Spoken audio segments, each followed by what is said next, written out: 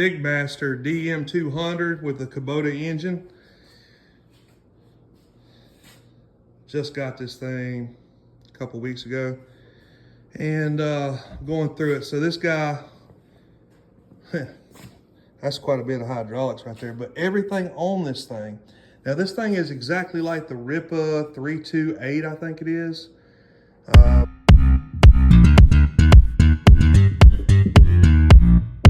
They're exactly the same. The only difference between those is the Rippa has a quick connect for the bucket.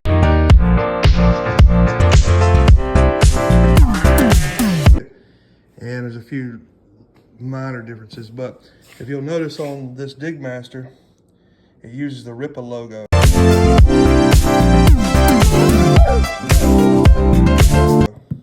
So this is a Rippa machine. Not only that, that same logo is on the drive motors. Okay. So I've used this machine, it's dirty now. Dug out some culverts and what have you. Works perfectly. It's really slow, only goes about 1.5 miles per hour, but everything on it works perfectly. Now this is what it looks like. It comes with a nice hood. It's got the Kubota motor, 2-cylinder diesel. Okay. I took this side off because I'm gonna change the hydraulic fluid. Taking the side off is basically 2 bolts here, 1 bolt here, 2 bolts here, and the whole thing comes off. There's your horn right here, by the way. And there's an accessory plug. I don't know what that's for, but they're probably future stuff. Okay. This is your oil ports right here for your rotator. How you put grease into a grease fitting. Notice this. I'm gonna tell you, this is a really nice machine. Really super nice machine. I swear, I mean, the tracks on them, it's a 180 by 72 by 41. The drive motors are excellent. I mean, these look like Parker drive motors. So I'd say that Parkers would fit on this. The cylinders look excellent. Like I said, it's got friggin' the tanks on it are awesome. Just friggin' awesome. All right, so this is the return line. This is return line. This is the supply line. This is going into the pump. Check this pump out. That's a Parker pump, right? Inlet, 2 outlets. This guy here is going to your DCVs for all your components. And this guy right here, I'm not sure where it goes, but it's going to something. And right beside that rotator motor is where it's going. Okay, let me see where that goes. I'm really interested in where that goes. So it's right underneath that rotator. Damn this guy. I've looked all over the internet. There's not much about these DMs, but I think it's this guy right here. And now it's going somewhere. I think, is that it? I don't know where it's going. I'd probably have to take this side off to see. But that's supplying something. I don't know what that's supplying. But anyway, down here is your pressure relief valve right here where my fingers are. You can't hardly see it. This is your DCV. I mean, it's really nice. The hydraulic hoses are friggin' awesome. I mean, this is just friggin' awesome. This whole machine is nice. Comes with pilot controls. The seat, a little bit to be desired. Car seat safety stage by stage. What is this type of seat doing for my child? The top, I mean, of course there's some bolts missing here when I got it. Nut missing. There's a few things. You have to go through these things and make sure everything's tight, but man, it's a really super nice machine. So what I'm gonna do to it today is there's a drain right here. I'm gonna drain all this hydraulic fluid out of this tank, and I'm gonna put some fresh ISO 46 that I got from Tractor Supply. You can probably see it right here. Traveler ISO 46. I'm gonna fill that hydraulic tank up. I know I got overkill with the 5 gallons, but we'll go from there. So the diesel tank, let's look this guy over. The diesel tank has 2 hoses on it, a supply and return. Here's one of them, you can see it, and there's the other one. They're like banjos. So if you trace these out, this one here comes back down here. So what we got here, they provide you with a little small filter. Then they provide you with a cartridge filter. And then they provide you with another filter down there. And then you've got a water separator right here before it goes into the injector pump. Now the hydraulics, the return line, comes back into that tank, but if you follow it down, it comes into this guy. This is a filter.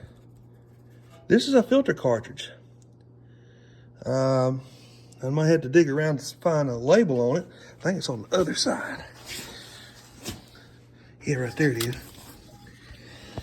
There's the label on it. Of course, it's in Chinese. But it's a Rippa filter cartridge. This is your hydraulic filter. It's got a nice Parker pump. Those are Parker style drive motors up there, but they've got the Rippa logo. This is a Rippa hydraulic filter. The Kubota engine, the 482. Look, they even welded on those metal things to hold the wires up right there. It's got a radiator in it. Got another plug over there that's unplugged for something. I don't know what. It's probably auxiliary doing something. There's the rotator motor. Let's see what his says it is. I think it's a Rippa too. Yeah. So, oh, that's got part numbers on it. So, pretty much, even though it says DigMaster on it, this is a Rippa machine. This is a 328, a R328 machine. So, you can get all the parts from Rippa. But yeah, excellent machine.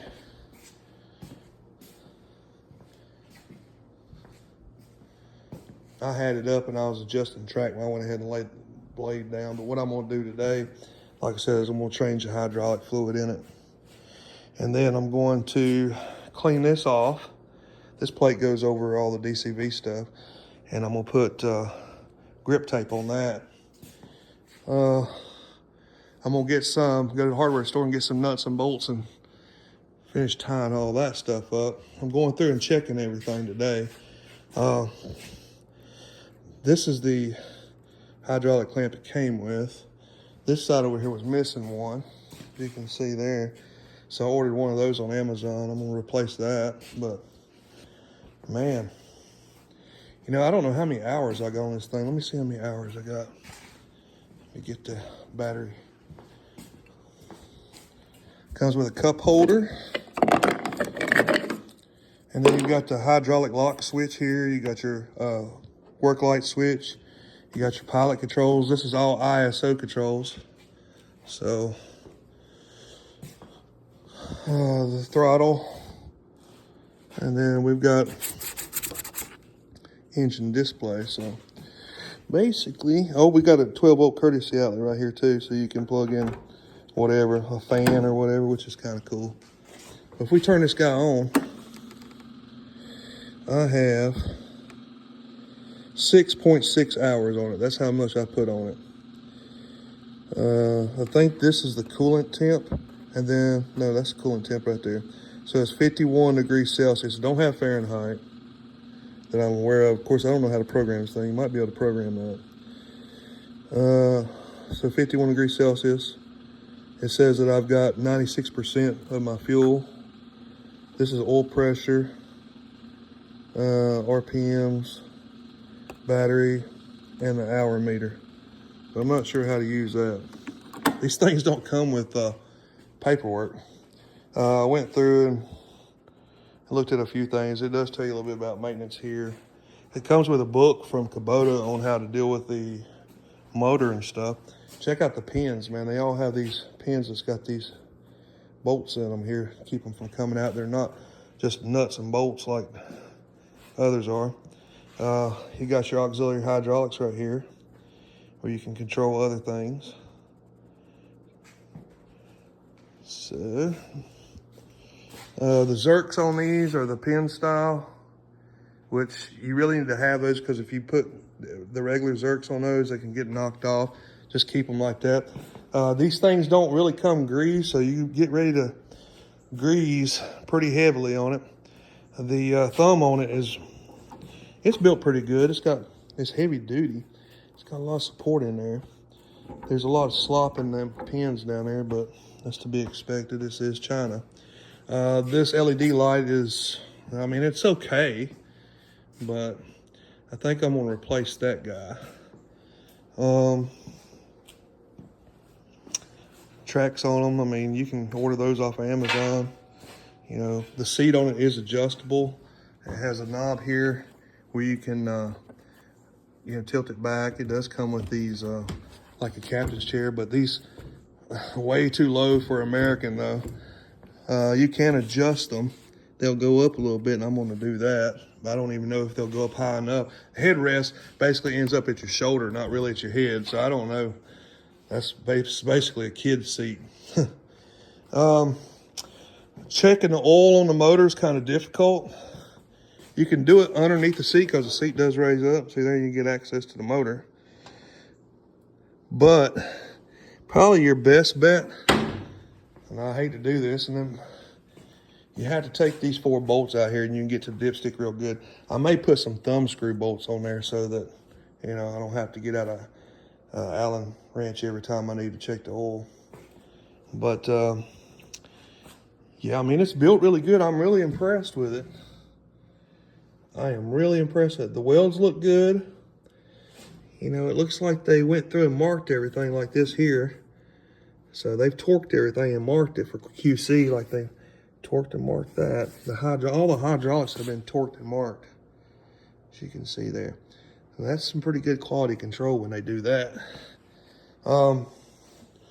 Like I said, I'd say the things that I've had to work on this thing about were things that were done from the people who bought it and assembled it, because I know the top didn't come on it, so some of the top stuff was loose.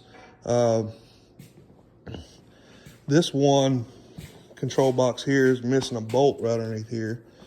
You know, it's just random stuff. You're gonna have to do a little something to them. The oil that's in the motor, I'm pretty sure that oil comes from Japan. This is Kubota motor, so it's got braking oil. I wouldn't change that oil until you got about 50 hours on it, whatever it says in your book, because that braking oil is designed to be in there to break that motor in. And after that, you can go to your standard T4, which I went ahead and bought some because they had some on sale, because I know I'm gonna be changing oil in it soon. But just some T4 10W30 Shell Rotel is all you need for the tractor. And it's really good for the diesel engines because the simple fact it's got all the minerals and stuff in it that you need for the wear parts in the motors. Don't be using synthetic oil in this stuff. Well,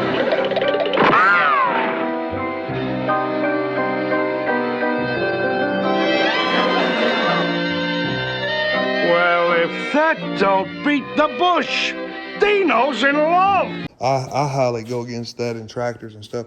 Use the T4 in everything that you do. Hydraulic oil, like I said, the ISO really works really well.